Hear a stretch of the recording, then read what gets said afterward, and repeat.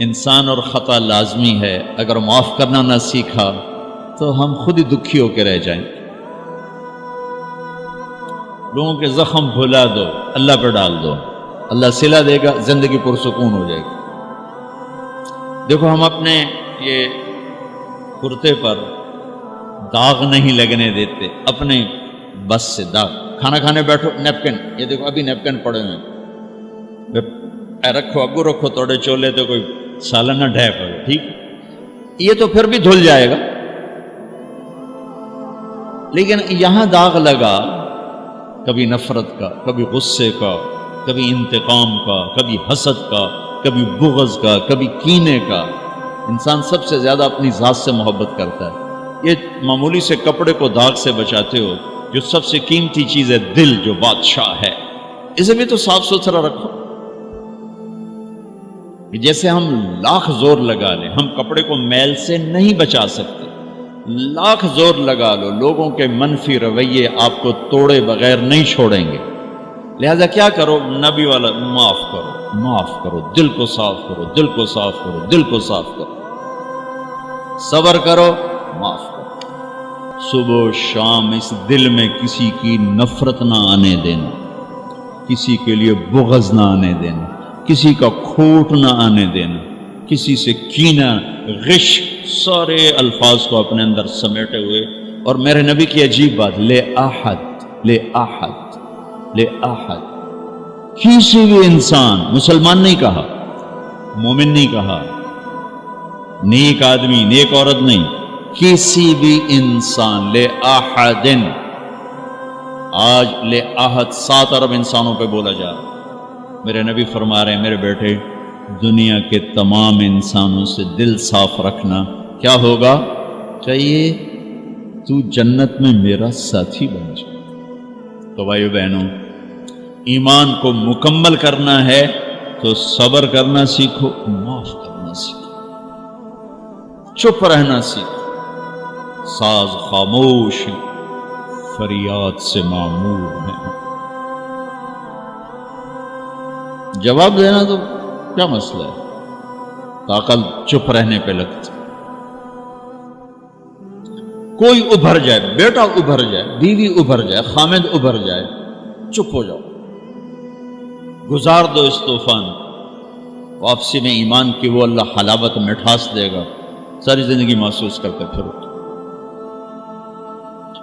یہ صفت بھی معاشرے میں کوئی نہیں، نہ کوئی معاف کرنا جانتا ہے، نہ کوئی صبر کرنا جانتا۔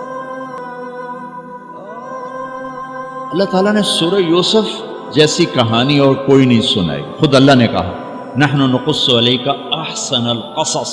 میرے محبوب، آپ کو سب سے خوبصورت کہانی سنو، سب سے خوبصورت کیا ہے؟ یوسف کی کہانی۔ اور کسی نبی کا یوں تفصیل سے چلتے چلتے واقعہ پورے قرآن میں اور کہیں نہیں جیسے یوسف علیہ السلام کی کہانی۔ یوسف علیہ السلام کے بھائیوں کے ظلم کی وجہ سے 40 سال ان کو در بدر ہونا پڑا، 40 برس گھر سے جدا رہے، پھر تہمت لگی، نبی ابن نبی ابن نبی ابن نبی، پھر جیل 309 سال، بضع سنین۔ جن بھائیوں نے یہ دکھ پہنچایا تھا ان کے ساتھ کیا ہونا چاہیے تھا؟ میں صرف ان کا اب جملہ بتاتا ہوں جو یوسف علیہ السلام نے جب اپنا تعارف، جب بنیامین کو روک لیا، آپ پیچھے بھائیوں نے جا کر بتایا کہ بنیامین نے چوری کر لی تھی، اس کو وہ روک لیا ہے وزیر خزانہ نے۔ یعقوب علیہ السلام نے فرمایا کہ نہیں بیٹے، میرا یہ خط لے جاؤ اور اس کو دے دو تو وہ امیدیں چھوڑ دے۔ تو وہ خط ایک بڑا دردناک، وہ بڑی تحریر تھی، لکھا تھا عزیز مصر کے نام، ہم انبیاء کی اولاد شروع سے ہی آزمائش کی بھٹی میں ہیں۔ میرے دادا کو آگ میں ڈالا گیا، میرے چاچا کو چھری کے نیچے سے نکال، باپ کا لفظ آتا ہے، میرے باپ کو، چاچے کو بھی باپ عربی میں کہتے ہیں، چھری کے نیچے سے نکالا گیا، میرے بچے کو مجھ سے چھینا گیا، آج 40 سال ہو گئے، مجھے اس کی خبر نہیں، تیری بڑی مہربانی میرا بیٹا واپس کر دے، ہم چور نہیں۔ اچھا، چونکہ یعقوب بھی نبی، یوسف بھی نبی، جب یوسف علیہ السلام اقتدار میں آ گئے تو اللہ کی طرف سے اجازت نہیں باپ کو بتانے کی کہ بھائی بتا دو میں ٹھیک ٹھاک ہوں. خاموش ہو خاموش. صبر پک رہا ہے پک رہا ہے پک رہا ہے. جب یوسف علیہ السلام نے خط پڑھا تو بہت روئے اور اللہ کی بارگاہ میں دعا مانگی، یا اللہ اب مجھے ملا دو، اپنے گھر والے ملا دو، کل مجھے بتا دو. پہلے روکا ہوا کہ اب بتا دو. تو یوسف علیہ السلام نقاب اوڑھتے تھے، اپنے حسن ایسا تھا نقاب اوڑھتے تھے کوئی فتنے میں نہ پڑے. تو جب وہ دوسری دفعہ بھائی آئے، تیسری دفعہ، تو ایھا العزیز قد مسنا واہلنا الضر وجئنا ببضاعة مزجاة فأوف لنا الكيل وتصدق علينا ان اللہ یجزی المتصدقین. کیا عاجزی ان کلمات. جناب لائے تو کچھ نہیں ہے بھائی، یہ 2 کھوٹی کوڑیاں ہیں، ہمیں کچھ غلہ دے دو، بڑی بھوک اور فاقہ ہے. تو یوسف علیہ السلام نے ایسے نقاب ہٹایا، ایک دم انہوں نے یوں دیکھا، ابھی پہچانا نہیں. میں یہ جملہ بتانا چاہتا ہوں کہ اللہ سبحان انبیاء کے اخلاق کیا ہوتے ہیں. مجھے کیوں سنا رہے، آپ کیوں سنا رہے کہ ہم اس کو پیچھے چلنے کی کوشش تو کریں. کیوں بد اخلاق ہو کے مرنا چاہتے، کیوں لوگوں کے دل توڑ توڑ کے اپنی قبر میں جاتے ہیں. اسے ٹوٹنے دو، اسے اللہ اقبال کی قبر روشن کرے. تو بچا بچا کے نہ رکھ اسے، تیرا آئینہ ہے وہ آئینہ کہ شکست ہو تو عزیز تر ہے نگاہ آئینہ ساز میں. اسے ٹوٹنے دو، اس کے ٹوٹنے پر اس کی قیمت بڑی لگے گی.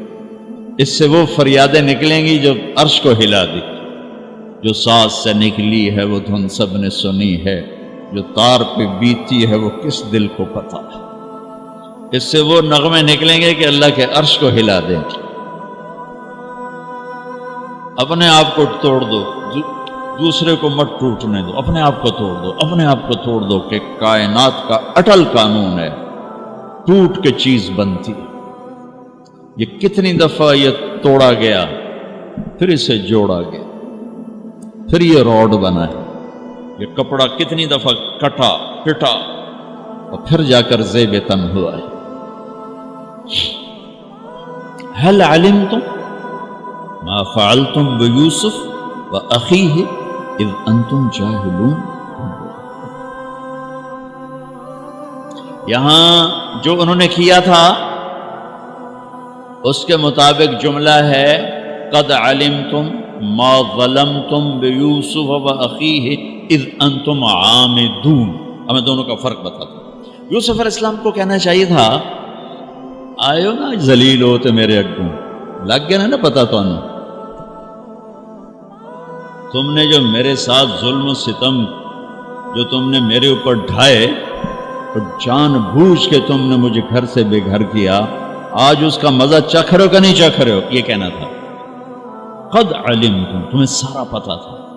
تم نے مجھے گھر سے نکالا، کنویں میں ڈالا، بازار میں بکا، تہمتیں اپنے دامن میں سمیٹ کے جیل میں گیا. یہ کہنا تھا.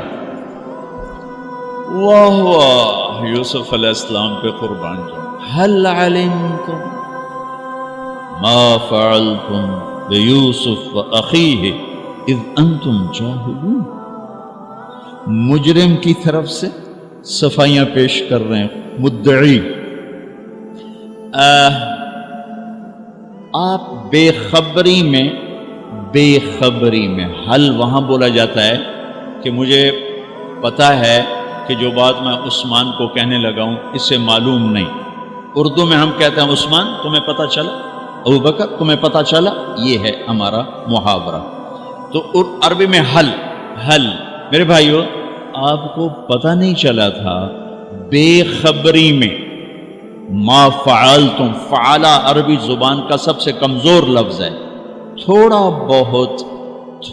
بہت یوسف کے ساتھ اور بھائی کے ساتھ کچھ معاملہ ہو گیا تھا، نادانی میں ہو گیا.